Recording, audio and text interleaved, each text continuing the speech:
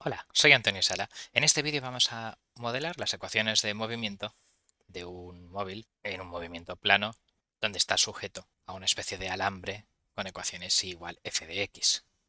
En este primer vídeo vamos a ver el detalle del planteamiento del problema, la notación y la cinemática y lo que son las ecuaciones de movimiento de la dinámica, la influencia de las fuerzas, etc. Se verá en otros vídeos.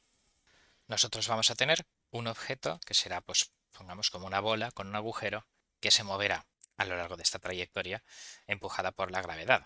De modo que, bueno, pues hará algo chim, chim, chim hasta que caiga por fricción, si lo hubiera, o si no lo hubiera, pues estaría continuamente oscilando.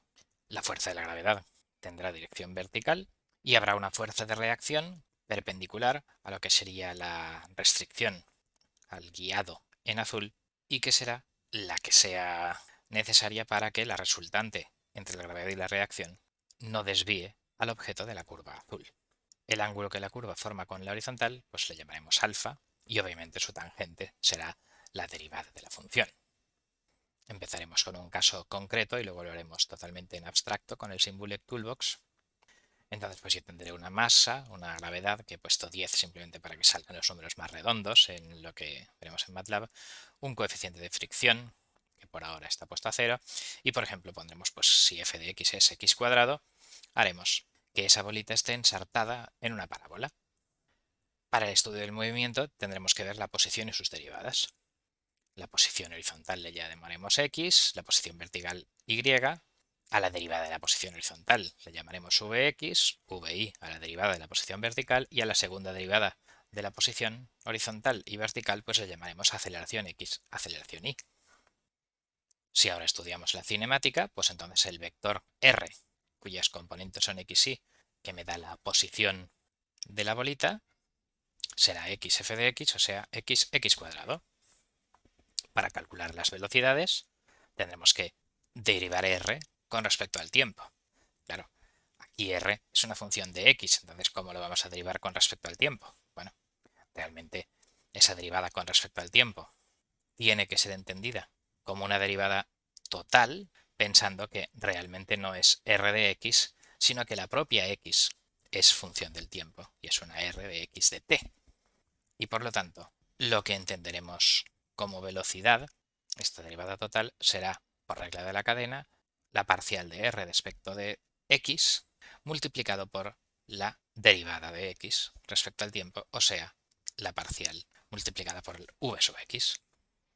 Eso es lo que está indicado aquí y el resultado será, claro, la velocidad horizontal, pues x es 1 por vx, y la velocidad vertical, pues la derivada de x cuadrado es 2x, que multiplicada por v sub x me dará la velocidad vertical. Para calcular las aceleraciones hay que derivar este vector respecto al tiempo. Claro, ahora esto es una función que depende de dos letras, x y vx. Entonces esta velocidad realmente es una velocidad v función de x de t y de v sub x de t, porque la posición no es la constante y la velocidad tampoco. Por lo tanto, para calcular la derivada de v respecto al tiempo, hay que aplicar regla de la cadena, tanto derivando esa velocidad respecto a x como respecto a la vx, haciendo esas derivadas parciales y luego multiplicándolos por las derivadas de lo de dentro, la derivada de x respecto al tiempo será vx y la derivada de vx respecto al tiempo será ax. De manera que todo esto lo programaremos en el Symbolic Toolbox de MATLAB calculando la matriz de derivadas parciales, matriz jacobiana, derivando velocidad respecto a x y derivando velocidad respecto a vx. Realmente esto tendrá de dimensiones 2 por 2. Lo podemos ver aquí, la matriz de derivadas parciales. La primera fila corresponde a las derivadas parciales del primer componente horizontal de la velocidad. La segunda fila corresponde a las derivadas parciales del componente vertical de la velocidad, de modo que multiplicando esa matriz de 2 por 2 por este vector de 2 por 1 nos quedará esta aceleración de dimensiones 2 por 1, resultado de evaluar esta expresión de aquí. De modo que con la regla de la cadena hemos calculado el vector velocidad y el vector aceleración. Como en los balances de fuerzas que haremos al estudiar la dinámica, aparecerán componentes tangenciales, normales, horizontales, verticales, etcétera, de la gravedad y de la reacción. Entonces vamos a calcular el seno y el coseno de este ángulo alfa que saldrán en los balances de fuerzas. La tangente de ese ángulo es la pendiente, la derivada, si es x cuadrado pues sale 2x. Y si ahora pensamos en este triángulo rectángulo, donde esto valiera 1, este fuera el ángulo alfa, claro, esa pendiente haría que esto debiera valer f' de x, esto valdrá raíz cuadrada de 1 más f' al cuadrado, y entonces el seno de alfa será f' entre raíz de 1 más f' cuadrado, f' es la tangente, y el coseno de alfa será 1 entre raíz de 1 más f' cuadrado. Pues esas expresiones son las que hemos puesto aquí, el coseno y el seno. También podéis simplemente mirar en Wikipedia o donde sea las fórmulas de obtener el seno y el coseno a partir de la tangente de un ángulo. Y con esto tendríamos los senos y cosenos para los balances de fuerzas que ya digo no son objetivos de este vídeo.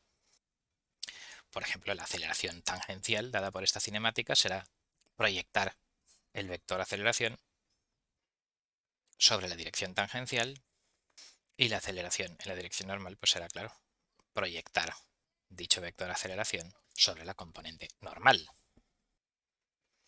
El vector unitario en la dirección tangencial tiene coordenadas coseno de alfa, seno de alfa, de manera que el producto de la escalar de la aceleración por dicho vector dará la aceleración tangencial, y este vector normal tiene de unidades menos seno de alfa, coseno de alfa, perpendicular hacia arriba, y por lo tanto pues la multiplica el producto escalar del vector aceleración por este vector de aquí dará este componente en dirección normal. Depende de si el móvil va hacia la izquierda o hacia la derecha, si la función es cóncava o convexa, el detalle de estos vectores tangente, normal, etcétera, pues podrían ser estos o los opuestos del otro signo. Eso a nosotros no nos va a importar en este momento, y nosotros simplemente pues vamos a considerar que cuando mi móvil esté en este punto, vamos a congelar el tiempo, vamos a crear estos dos vectores, tangente y normal, a esta función, y vamos a hacer balances de fuerzas multiplicando por estos senos y cosenos. Bueno, la cuestión es que eso que la proyección del vector de aceleración sobre esta dirección, dada por coseno de alfa, es este producto escalar, y la proyección en la dirección perpendicular será este otro producto escalar. Y aquí tenemos en el caso de la parábola, pues cuánto vale la aceleración tangencial y la aceleración normal. Claro, la aceleración normal es el módulo al cuadrado de la velocidad dividida por el radio de curvatura, y efectivamente si yo al módulo al cuadrado de la velocidad del radio de curvatura lo resto, digamos, de la aceleración normal, pues da cero, es lo mismo, ¿vale? Donde el radio de curvatura pues tiene esta fórmula, el simplify es para que lo intente hacer bonito, etcétera, y esta fórmula pues según la he buscado en esta página de Wikipedia, y coincide efectivamente que el cuadrado de la velocidad entre radio y curvatura es la aceleración normal. Si pruebo otros casos, pues en el caso de f igual a una recta, pues claro, ahí sí que ya la velocidad en vertical siempre es proporcional con la misma constante a la horizontal, igual que las aceleraciones, la pendiente, el seno y el coseno son unos constantes, y la aceleración normal es cero. Puedo poner esto de aquí, que es la ecuación en la línea 12 de un círculo de radio 2. Esta es su gráfica, y entonces pues esta sería la posición, esto sale de la velocidad, esto sale de la aceleración, claro, gracias al Symbolic Toolbox de MATLAB. Entonces estas matrices de derivadas parciales, etcétera, pues ya nos las calcula en una fracción de segundo. Pendientes, cosenos, senos, aceleraciones tangenciales, aceleraciones normales. El radio de curvatura es 2, claro, cuando estoy entre más menos 2 de x, si no, no tiene ningún sentido. Y efectivamente, pues en esta zona, cuando x está entre más menos 2, pues la aceleración normal es el cuadrado de velocidad entre el radio de curvatura.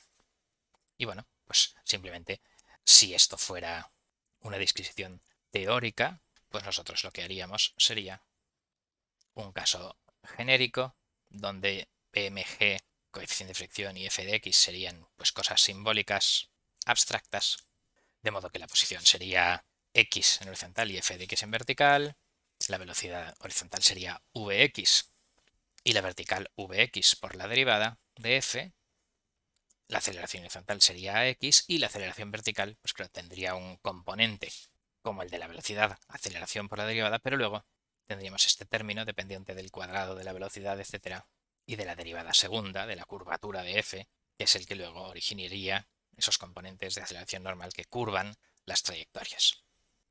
La pendiente es la derivada, el coseno 1 entre raíz de 1 más derivada al cuadrado, derivada entre raíz de 1 más derivada al cuadrado es el seno, y aquí tendríamos este tipo de longaniza enorme de lo que es la aceleración tangencial y de lo que es la aceleración normal. Que claro, pues en el caso de la recta, el cuadrado, etcétera, pues daban cosas un poquito más manejables y entendibles. Bien, pues con esto concluye el estudio cinemático de este problema mecánico. ¿Vale? Resumimos, hemos planteado el problema del estudio del movimiento, posición, velocidad y aceleración de una bola ensartada a un alambre con una cierta forma y igual f de x, donde hemos tenido que aplicar conceptos de derivadas totales y derivadas parciales y regla de la cadena para obtener esas expresiones de la velocidad, donde sale la derivada de f, y también expresiones de la derivada total de la velocidad con respecto al tiempo, o sea, la aceleración, donde aparecen la aceleración horizontal, la primera derivada y la segunda derivada de la función f. También hemos calculado el seno y el coseno del ángulo que forma la gráfica con la horizontal en un cierto punto, para así poder proyectar la aceleración en las direcciones tangencial y normal, y cuando estudiamos la dinámica también podremos proyectar la fuerza de la gravedad y la reacción en esas direcciones tangencial y normal o horizontal y vertical según nos convenga a la hora de escribir esas ecuaciones. Bien, pues con esto concluimos. Gracias por vuestra atención.